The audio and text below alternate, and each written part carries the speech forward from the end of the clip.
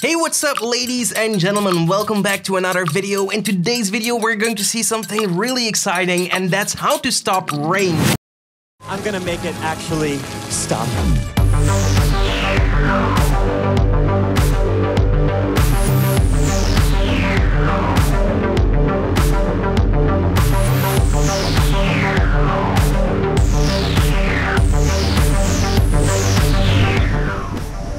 Nice. We all know the movie Now You See Me. It's a really cool movie about magicians, the Three Horsemen, I think. And I always enjoy that movie because most of, or I think even all of the tricks that they do in a movie are in some extent actually possible in real life, and still they're mind-blowing. Anyway, stopping the rain, I haven't managed to do that without the visual effects, but with visual effects you can do some really cool convincing shots. So without further ado, let's get started. If you want to follow along with the exact same footage as me, that is possible. I link my footage in the description below so you can follow along, and I will be using a plugin called Trapcode Particular in order to do my freeze rain effect. Now, I did record myself when it was not raining outside and also when it wasn't dark outside, just because that's the most relevant footage that most people actually get, and I wanted to make it look like it was raining, and I wanted to make it look like I actually stopped the rain, so take it a step further. And so what we need for that is actually something like today's video sponsor, ActionVFX.com. ActionVFX.com is a website where you can find high-quality pre-made elements for visual effects, whether it's for action like explosions and fire and bullets and all this kind of cool stuff. They also offer rain and things like weather elements, which are really useful in shots like this when you want to make it look like it's raining. Now, we do have quite a bit of challenges in this video, but ActionVFX is definitely going to help us with getting our look down for the rain. So if you want to go and check out ActionVFX, link is in the description below, and we also have a coupon code TOLERATED to get you 10% off on your next purchase. Alright, so this is what I have right here, and I will drag my footage into a new composition. And you can see that we now have a moving shot, so we have a lot of movement going on. The first thing that I want to do is duplicate my footage and rename this to Roto. So we need to rotoscope ourselves out here. So that's always the fun task of the visual effects part, but yeah, it has to happen and we gotta do it. Luckily for us, we have something like Roto Brush tool, and if we click on the Roto Brush tool and click on the Roto layer, we can just double click on this and that will open up this layer right here. I'm just going to drag it over here so we can focus on this full screen. And now I'm just going to drag around here and just make a silhouette around myself so I can key out myself. And there we go. So once you have your first keyframe down, you should just go through every frame, just play it through and see if you need to do any fixes to your roto. Once you're done, you can go ahead and freeze this roto so we can bring it back into After Effects.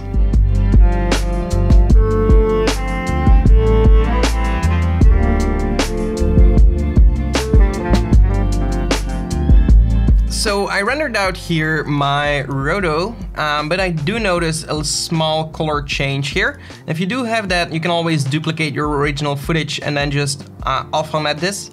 And then you just have the original footage that is using the top layer as a mask. So then we select both of these, layer, pre-compose this, and let's call this roto footage. So now we know this is the original, this is our key, and now we need to do one more thing. We actually need to duplicate our original footage one more time, and also our roto footage, duplicate that. And now select one of these, select one of the original clips and use the alpha inverted method. And if we solo this, we will now see that ourselves is keyed out, and you can see my roto is not perfect, but yeah, obviously the more time you spend in this, the better results you will have. But now that I have myself keyed out, now we can select both of these layers and go to layer, pre-compose this, and this is going to be track pre-comp.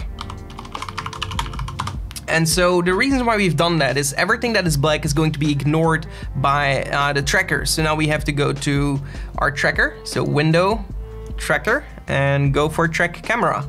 And then we're going into the advanced tab and enable the detailed analysis, and then just let it do its thing, go through the entire track. And then we're going to basically recreate the 3D environment and make it rain, because we're actually working with a moving shot, and that makes it a lot harder. And so while we are waiting for the track to be ready, we can already start looking into our rain. So here are a few clips that I got from ActionVFX. We can see that they have recorded high quality rain elements in different angles and styles that you can use in order to finalize your entire shot. And especially these are really cool because these are ground, well, rain on ground, and that's going to give that effect like it's actually interacting with the floor. So that's really interesting to also use it into your shots. So once you've imported them in your track, I'm just going to the first clip, to the first frame, and I'm just going to uncheck these so you don't see them. And I'm just going to enable the first one to be on the floor. So I'm just not gonna solo this. Boom, okay. And change blending mode to screen so we actually see the background through it. And also scale it down quite a bit and place it somewhere in your shot. And obviously you will have to eyeball it a little bit on how big it will actually be. And then we want to go into our ellipse tool and make a small ellipse here so we can easily key this out, and then press F on the keyboard to use some feather on that mask and then just fade it out slightly. And there we go. So now we have this rain with a soft mask, and we can go and place this onto our shot. So maybe right over here. And we also want to make this and turn this into a 3D layer for both of these. So, and we can see that it's done tracking. So hopefully we have a good result here. And so now we can script through this and we can see all these points here. And essentially I want to grab a few of these points. So just drag around these and just make sure that you have like the same size selected.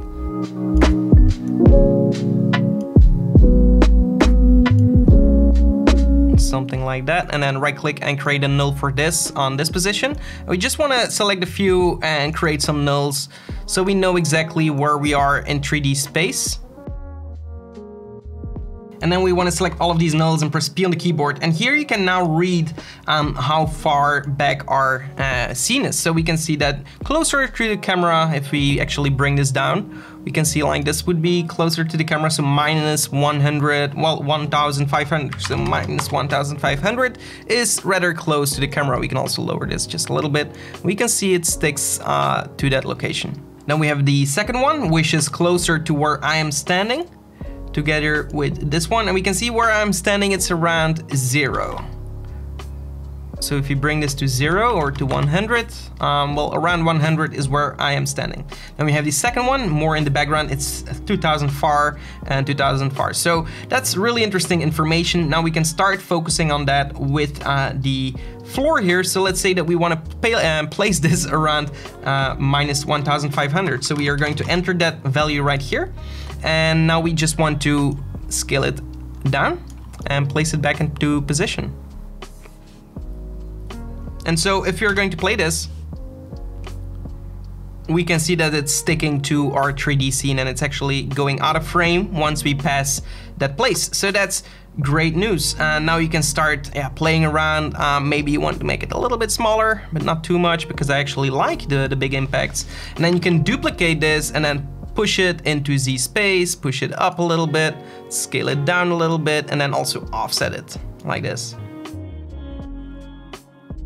And obviously it's possible it's not going to be tracked perfectly in some cases because of the 3D track. One, it's not in 4K resolution, so I lowered the resolution so it's easier to share it with YouTube. Another reason is, because you don't have enough detail in your shot. But in this case, because of the water smashing and, well, having so much variation in the animation, it's not going to be very visible if the track is not perfect. And then if you really want to design it and make it look perfectly integrated, what I also like to do is add a curves to my rain and then just bring down the gamma. So in the middle, we're going to bring this down, and now you create a little bit more highlights and you take away a little bit of these details. You can always press T on the keyboard as well and lower the opacity just a touch to make it more subtle. And then I'm also going to add one more effect called fast box blur, which I'm just going to blur it a little bit because it's closer to the camera. So something like 1 should be fine because it was way too sharp. If we enable this, we can see that the ground is well, also blurry, and the sharp water takes away from that imagination. This is basically the principle that you will be using in order to design these rains and place them into your shot.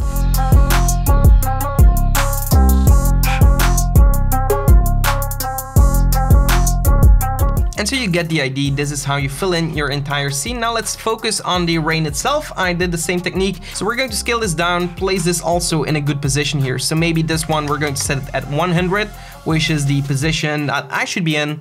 And then we can place it up a little bit. And we can use the rectangle tool. And right here at the bottom, I'm just going to trim this. So I'm going to set it to a subtract, press F on the keyboard, and feather it quite a bit so we don't see the rain here. And there we go. Again, we're going to change this blending mode to a screen and apply the effect that we applied to the other rain to create some contrast. We can also increase the highlights if you'd like to get a little bit more something like this going on. So if you want it subtle, it usually looks better because you're also working with sound design to sell the rain effect. Rain during the day, it's not that visible on camera. I think that even my splashes here, if I press T on the keyboard for all of these, I'm going to set these to something like 30. So they're a lot more subtle, or even like maybe just 40. There we go. Then we're going to duplicate the rain one more time. We're going to press P on the keyboard, and this time I'm going to set it to like -1000. So it's closer to the camera, but we can also see now it's bigger. So we need to scale it down. And the only problem that we have here is now in the distance, this rain, it's, well, it's still in size, so okay. That's great. But let's say that it would be smaller, then you would need to animate this in and out. So let's say that it would be smaller here and you would see the edges. Either you use the mask technique, either you just make sure that right here it's at 0% until it gets close to the camera, close enough like this right here. And then right here we can set it to 100. Well, actually animate it to 100, go back a little bit and set it to 0. So we have an animation going where the rain gets faded in. And so it gets closer and closer to the camera. Right here, it's not looking too great. So I'm going to click and create another keyframe, go a little bit further where it's really ridiculously close to the camera and where it doesn't look good. And then right here, we can set it to something like 0. And so like this, you would build up a few of these rain elements and see what works, what doesn't. So let's duplicate one more. And this time I'm going to press P on the keyboard and maybe set it to well, we already have 1000, so we're going for like 2000, and we're just going to increase the rain range here and also offset it a little bit to make it look different. And now if we're going to play this, you're really going to start seeing the depth in the rain. So I'm just layering different 2D layers in perspective to each other, and then with the parallax of the 3D movement of the camera, it's going to look like we're actually having 3D rain.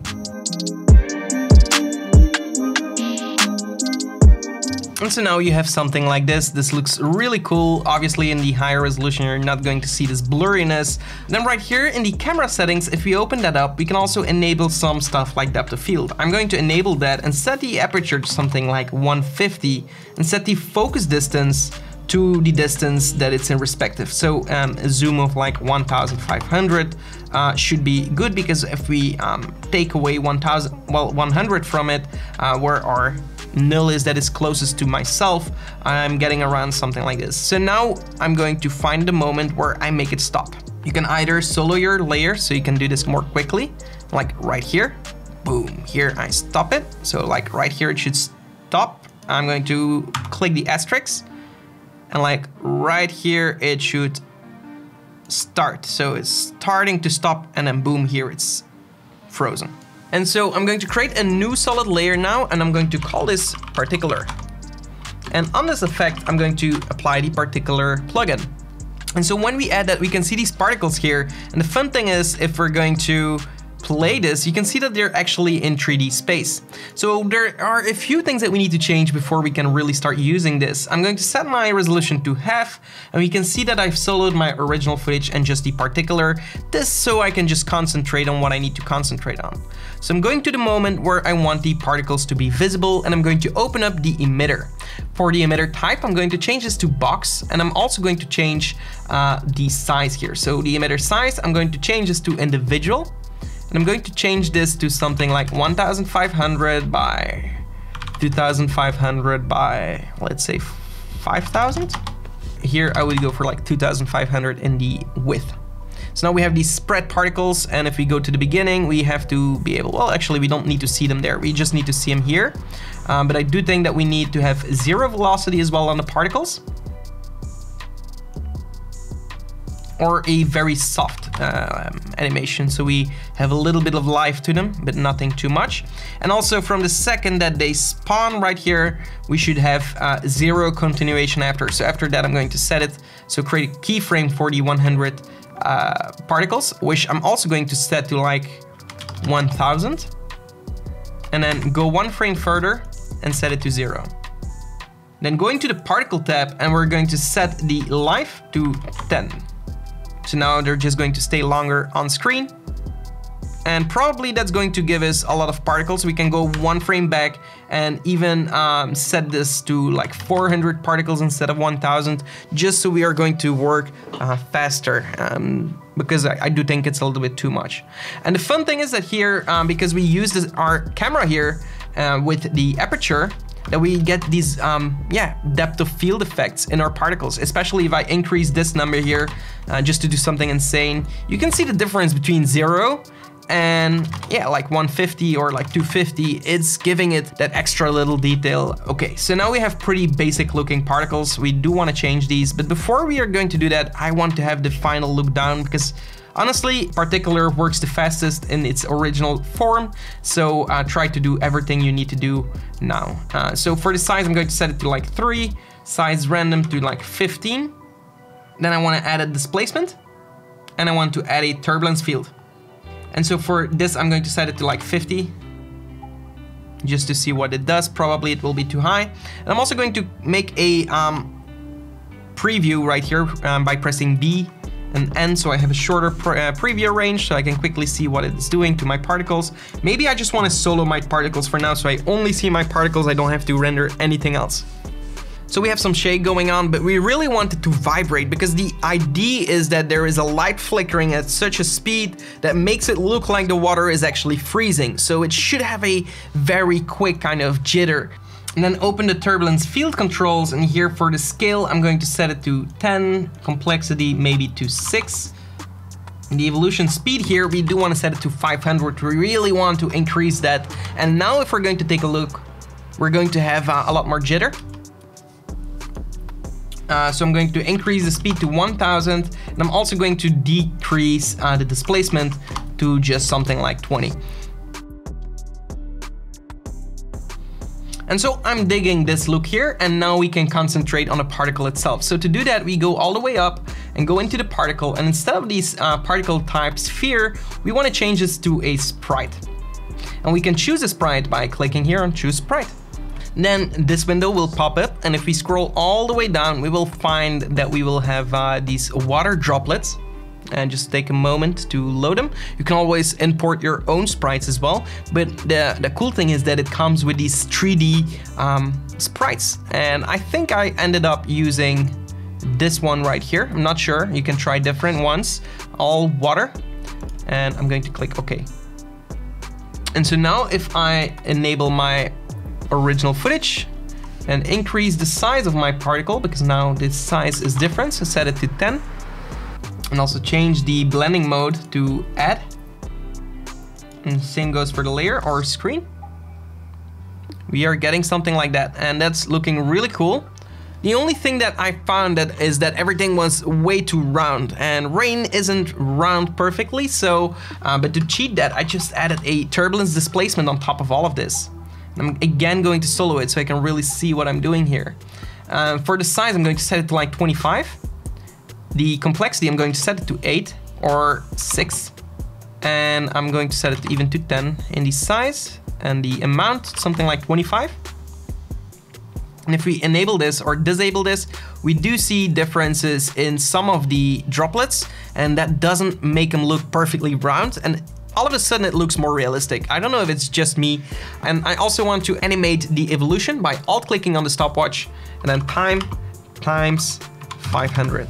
And so again, we're going to have a randomization effect to it, and that in combination with the displacement jitter is going to make everything look very organic, in my opinion. Okay, so that looks great. Now we need to do one more thing, and that's the rain should come from the sky, fall down, and stop in midair. So to do that, we have to go to the final position of where it has to stop, and go back to our particular and open up all the effects, and go into the global control settings and the world transform. We're going to create a keyframe for all of these, and then go all the way back. And here I'm just going to increase this number.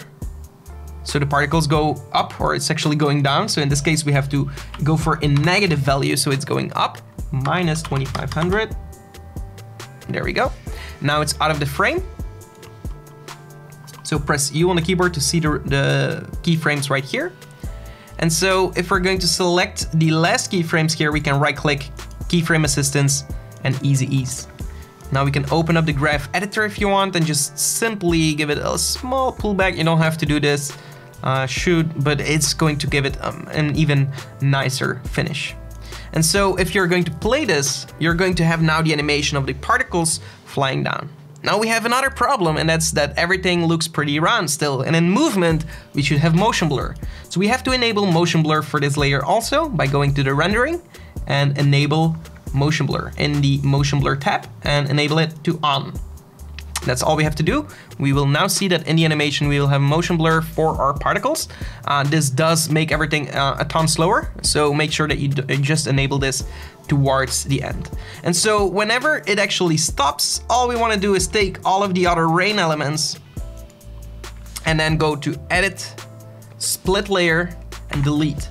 And so now we have this original rain, it's always coming. In the meantime, the other rain is also animating in, and at the moment it stops, everything disappears except for the particle system. So it's as simple as that to create this effect. And so one more thing that I've done to really sell it, because if we combine it with the original footage, we have one more problem left, and that's the foreground particles are showing in front of me, but also the background particles are showing in front of me. And we don't want that. We want to have some kind of depth into the particle system, and that's really hard in After Effects because it's not a 3D software. So to do that, we have to fake it, and luckily for us, Particular actually provides that in the visibility tab. And right here in the visibility tab, we can enable a obscuring layer. So we're going to choose the obscuring layer to be the roto that we have created earlier. So I think that should be roto footage. There we go. This should be a 3D layer, so we are going to click OK. And if you don't have that, we can just put this to none and change this into the Z buffer. So we're going to click on our roto footage and turn this into a 3D layer as well. The only problem now is that we have the movement from our camera. So we're going to press P on the keyboard, and we can see that if we play around with this camera, we have the movement all the time. So we need to follow the movement with the original footage at the same size that original footage is. So I will click on my footage, press P on the keyboard, and I'm going to alt click on the position and write value plus, and choose the pick whip and select the position for the camera. And so now it's always going to have the value. So I'm going to set it to 0. So it's going to have the exact same value as a camera. Now, if I push this more into Z space, it's going to have the value of the original and still show it in Z space. So I'm not sure if I'm going to be able to see it here. Yeah, we have to push it in the other direction. And so like this, we start seeing it, but if I move it around, it's always going to be angled towards the camera. So that's exactly what we want. Now for the rotation, I want to do the same thing. Press R on the keyboard, press R on the keyboard for this. I'll click on the orientation and pick whip orientation. And so again, I'm going to write a value before it, plus, and make sure the value is to 0. But in this case, it's always going to be angled towards the camera. We can see that, yeah, now it's also not rotating anymore, so that's great. So I'm going to scale it down and place it back into position. So it doesn't have to be perfect in this case, but like this, you will get the idea. In this case, we just want it to be centered. And so we have a roto that is now a 3D layer, which I'm also, to be honest, going to duplicate and make invisible because we don't want this. This is our particle mask. And just to be sure I didn't duplicate it, so I'm going to delete all of the effects here. So press P on the keyboard, remove this, and just reset it, and then like transform, fit to comp with. Don't make it a 3D layer. Okay, there we go. So this is our original footage. I didn't want to use the original one. I just wanted to create a duplication just so we have the information in store. So it's basically the same thing, but it's a 3D layer.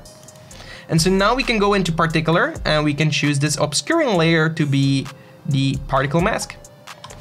if we just focus on the mask here, we can now see that we have a cutout from everything in the background, but the foreground particles are still showing. So that's amazing news. And we can play with the depth of this by playing with the Z at black, I guess.